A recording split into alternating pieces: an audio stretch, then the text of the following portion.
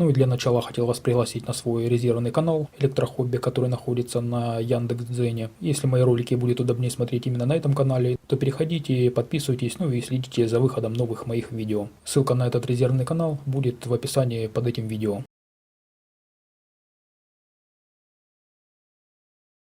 Здравствуйте, друзья и подписчики моего канала. В этом видео хотел вам показать, как с помощью обычного переключателя, имеющий две группы контактов перекидного типа, делать переполисовку, то есть менять местами плюс и минус.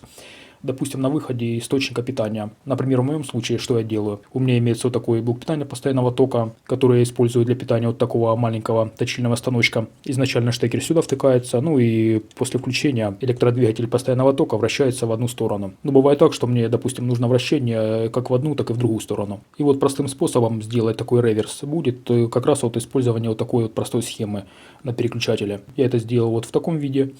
Переключатель, к нему припаяны провода входа и выхода. Сюда я подключаю штекер от блока питания. Ну а этот штекер уже в сам станочек. В одном положении переключателя у меня будет станок вращаться в одну сторону, ну а после переключения станок будет вращаться в противоположную сторону. И это как один из примеров вот использования такого реверса.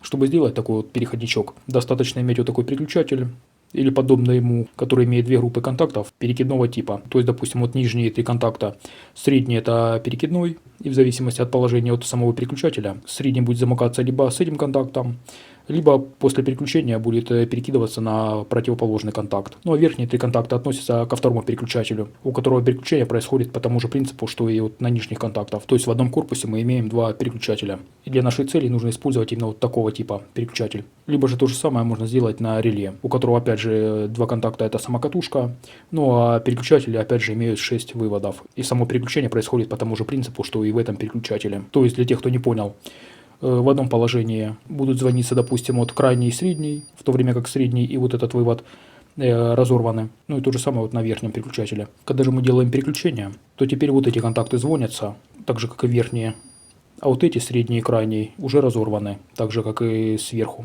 Но само соединение вот этих контактов на переключателе имеет следующий вид. То есть если я свой переключатель переверну таким образом, то вот на этом рисунке уже показано, вот как соединять вот эти выводы. И схематически каждая группа имеет вот такой вид. То есть средний вывод, который замкнут либо вот с этим контактом, либо с этим. То есть вот это средний, он замыкается либо с этим, либо с этим. И вот когда мы два провода припаяем к средним контактам и их выведем, то это у нас будет, допустим, входом, на который мы будем подавать с блока питания плюс и минус. А вот эти все крайние контакты делаем так.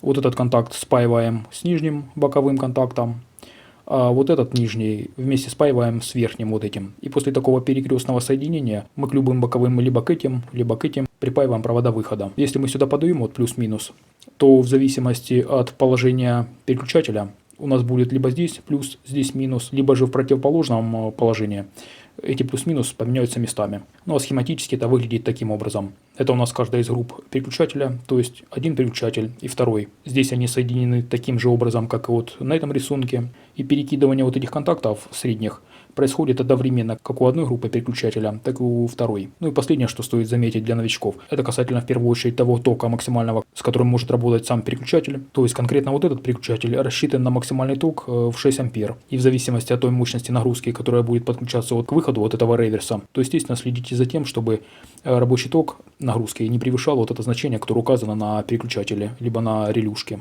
И еще учтите, что при максимальных токах рабочих лучше переключение реверса не делать, а сначала выключить, допустим, свою нагрузку, то есть обесточить, после этого сделать реверс и нагрузку опять включить. А именно так стоит делать для того, чтобы продлить жизнь самого переключателя. Поскольку в то время, когда через переключатель протекает ток и когда мы делаем переключение, мы кратковременно размыкаем контакты. Ну а как известно, чем больше ток будет при разрыве контакта, тем больше искра в этом промежутке возникнет. Ну, естественно, это будет влиять на обгорание вот этих контактов. И со временем такой переключатель все хуже и хуже будет работать.